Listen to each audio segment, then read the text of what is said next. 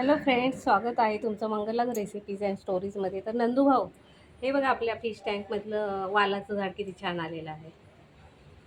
राजे काकू म्हणाले की नाही येणार वहिनी, ते झिरपत नाही. मी म्हणाले येणार. तर बघा किती छान आलेलं आहे आपलं फिश टँकमध्ये वालाचं झाड.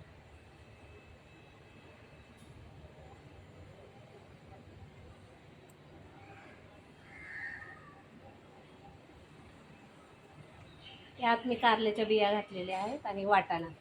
बघू आता येतंय की नाही ते. मला वाटतं येणार ते.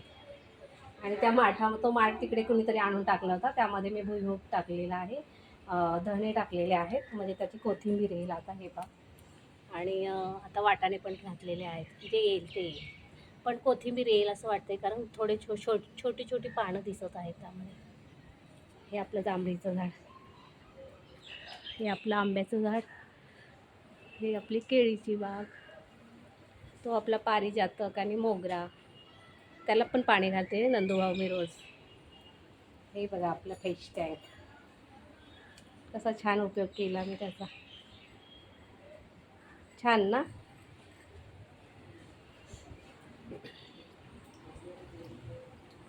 आणि असा आपला परिसर स्वच्छ धुतलेला आहे.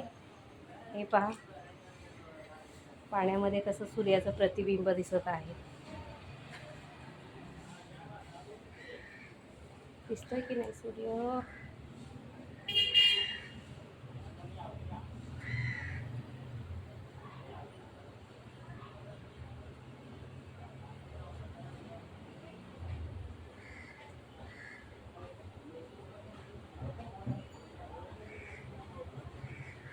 महामानव क्रांतीसूर्य,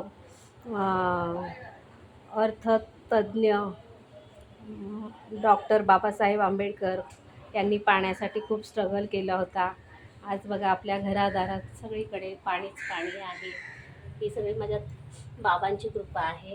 हे पहा, हा सूर्य का नाही येते त्याच्यात काय माहिती. मला इथे दिसतोय सूर्य, पण मोबाईलमध्ये येत नाही.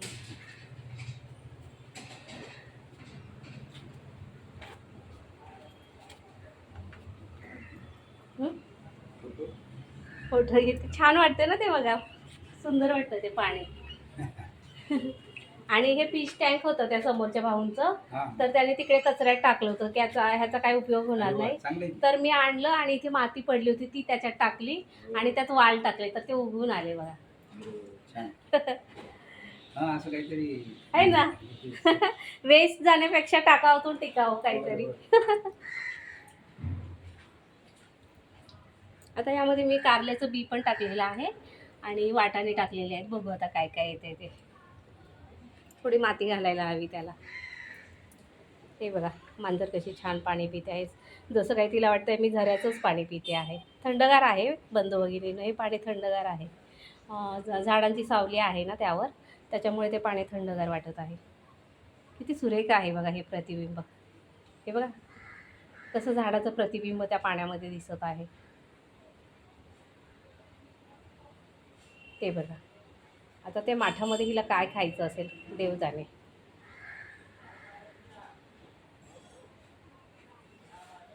तर असा मित्रमैत्रिणींनो माझ्या आजूबाजूचा परिसर आहे. खूप छान वाटतं मला माझ्या घरी.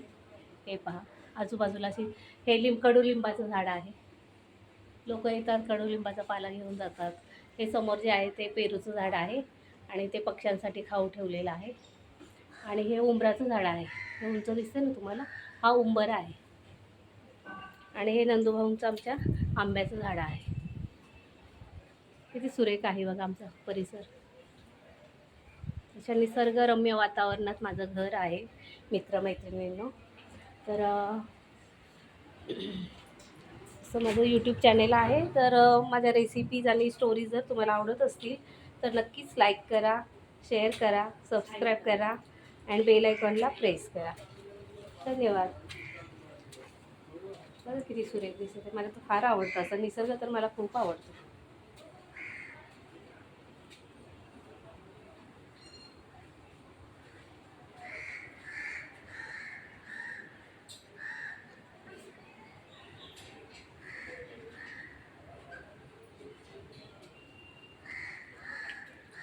वृक्षवल्ली आम्हा सोय रे, वनचरे वृक्षवल्ली आम्हा सोय रे वनचरे.